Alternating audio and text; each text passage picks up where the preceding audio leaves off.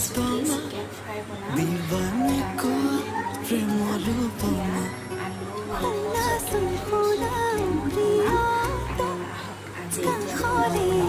মই এখন কেৰাহী ল'লোঁ আৰু কেৰাহীখনত মই ইয়াত তেল দিছোঁ আৰু পিঁয়াজ দুটা কাটি লৈছোঁ, জ্বলা দুটা দিছোঁ, জলকীয়া দুটা দিছোঁ।